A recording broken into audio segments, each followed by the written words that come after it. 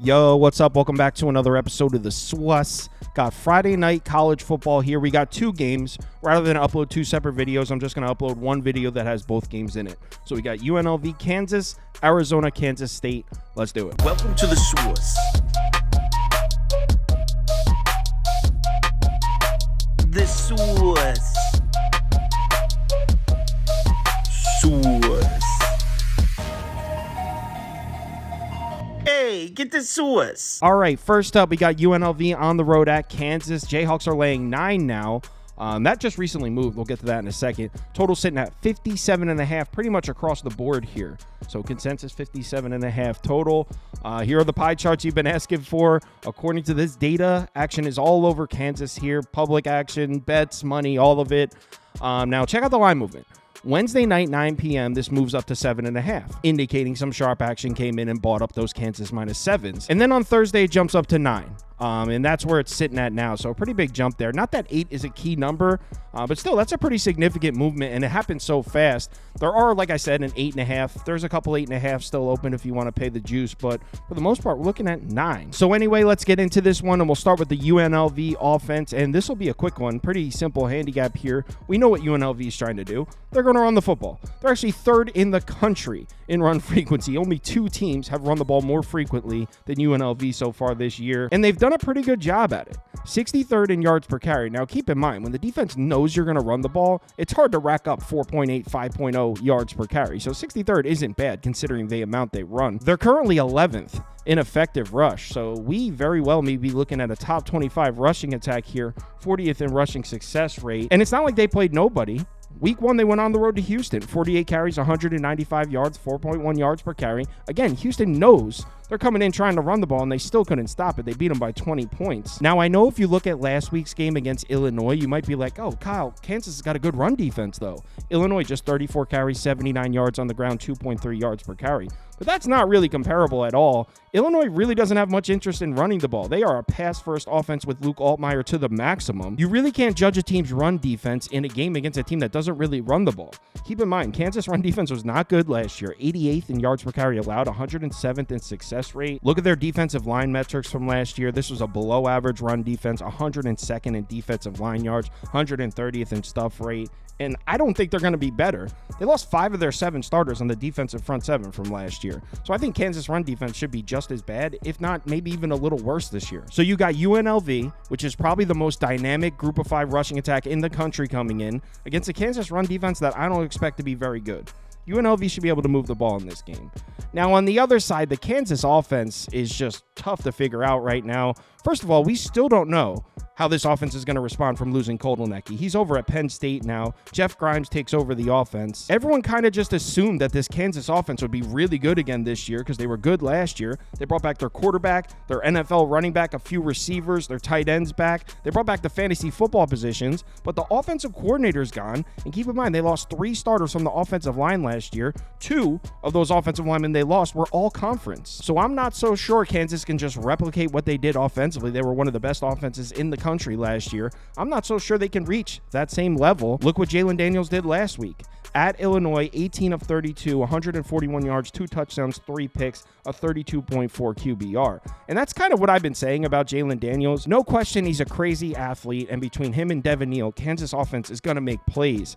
But I still am not sold on him as a pure thrower of the football yet. And you know what? This UNLV defense is looking pretty good, man. They're 9th in the entire country in yards per play allowed, 15th in success rate. They're 5th in the country in yards per carry allowed. Now, Houston doesn't really run the ball. They played Utah Tech in their second game. Kansas offense in no way can be compared to those 2 programs. So this will be by far their toughest test. It's actually not close. But still, you don't put up numbers like this without having an improved defense. No question, UNLV defense is better than last year. Donovan Smith, the quarterback at Houston, somewhat comparable to Jalen Daniels, maybe not quite as highly touted, but a dual threat playmaker, big play quarterback. 15 of 30, 135 yards, 0 touchdowns, 2 interceptions, a 4.4 QBR. That's what he did against this UNLV defense. So I really don't trust Jalen Daniels to just carve this UNLV secondary up. Not to mention, this UNLV team last year was much better on the road. Look at their offensive numbers. 14th in PPA on the road to 51st at home. Success rate is better. Passing success rate better.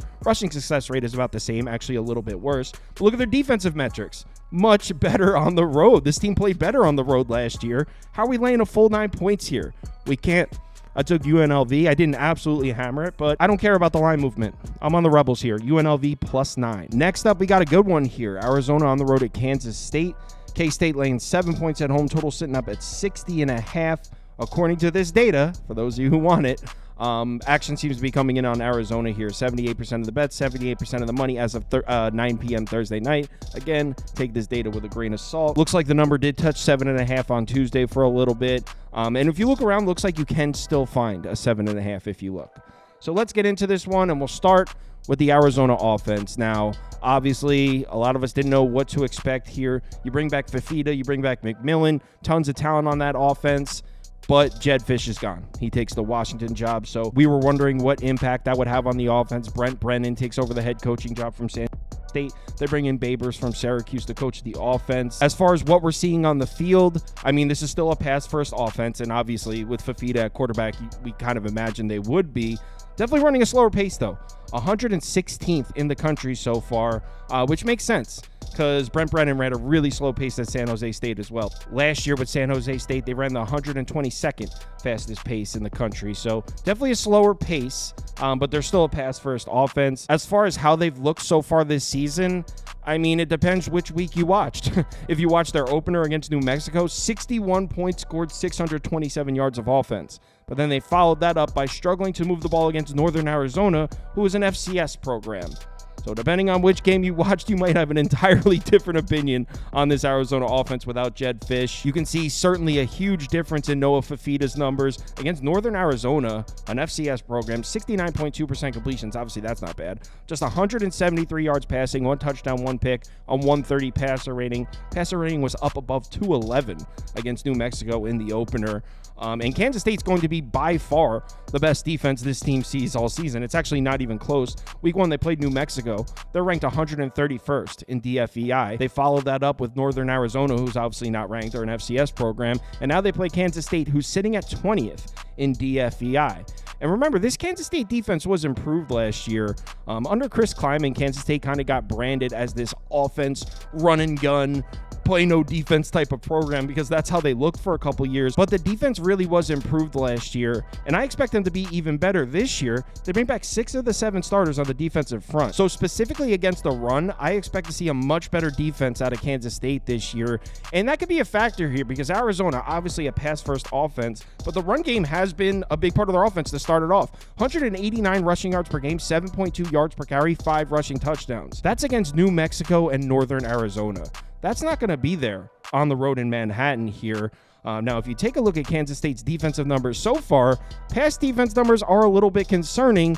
That's because Tulane cooked them up last week. I mean, they went off. 491 total yards of offense, 342 through the air, 149 on the ground. They scored 27 points in the game. Kansas State obviously did get the win, but it was scary there. Tulane was up, I believe, 10 or 14 points. Tulane was up for a lot of that game. So Kansas State defense, specifically in the first half, was really struggling. Mensah, freshman quarterback, 19 of 29, 342 yards, 2 touchdowns, a pick, a 180 passer rating. That could be concerning considering they're about to see the Arizona passing attack with Fifita, McMillan. I mean, that's a dangerous offense right there. Also, Kansas State runs a lot of man coverage, 43rd in man coverage frequency. Want to know who was the best offense in college football throwing the ball in man coverage last year? Arizona. First in passing grade, first in completion percentage, 4th in passer rating against man coverage. So that's definitely a bit terrifying for Kansas State here. Now, as far as McMillan goes, I mean, he didn't do anything against Northern Arizona, which is, I mean, this is so tough. How do we gauge this? Against New Mexico, 10 catches, 304 yards, 4 touchdowns. Against Northern Arizona, an FCS program, 2 catches, 11 yards. Good luck trying to predict what's going to happen here. But no question, we know that McMillan's going to be one of the most dangerous receivers in college football this year. So even though he didn't do much against Northern Arizona, we still expect him to be a factor here. Now, one thing Kansas State has going for them, and you take this information, do with it what you will. Kansas State's defense was much better at home in Manhattan last year. In fact, this was a top 25 defense at home. Look at the splits here. I mean, significantly better at home. Combine that with the fact that Kansas State had a pretty solid pass defense last year and only lost 1 starter in the secondary. This might be a really tough matchup for Fifita, even though they do run man coverage, which he was very successful against last year. This is going to be a tough test for him. Now we get to the other side, though, and this is where it gets really tough to sell Arizona. This defense wasn't great last year, and it's not looking great this year. 101st in yards per carry allowed, 50th in rushing success rate, 69th in effective rush. They're currently sitting at 70th in DFEI. Week 1 home game against New Mexico, the Lobos put up 470 total yards, 260 through the air, 210 on the ground. That's New Mexico, one of the worst teams in the FBS. Now, it was the opener, so we'll give them a pass for that. But still, it's definitely concerning considering the defense was by far the weakest part of the team last year.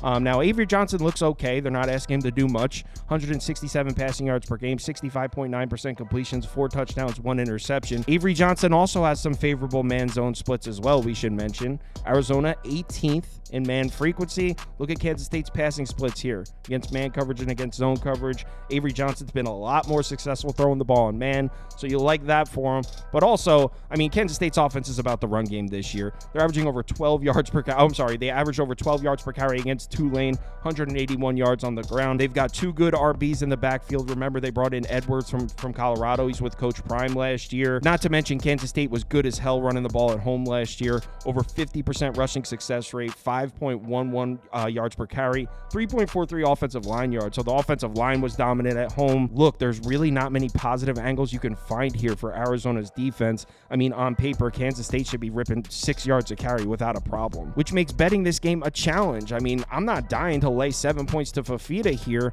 but I honestly don't know if Arizona will make a single stop defensively in this game.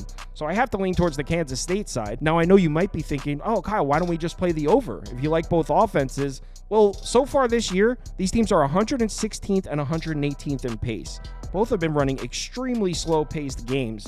I'm not trying to take an over at 60.5 or whatever it is when I'm expecting a slow-paced game, especially when I think Kansas State's going to be grinding out the run game the whole time. So I think at an even 7, you got to play Kansas State here. I haven't placed this bet yet. I don't know. I mean, it's Friday night. I'll probably want to get some action down, so maybe I'll take Kansas State -7. I certainly don't love it, though. If you want to see all the bets I currently have open, head over to KyleKirms.com and click on Open Bets. You'll see all mine as well as everyone on the staff here. Also, when you sign up, it comes with access to the Discord, and you can participate in the weekly betting league. So head over to the website and sign up if you're interested. Let's have ourselves a nice college football weekend here. Remember to bet responsibly, and I'll talk to you in the Discord.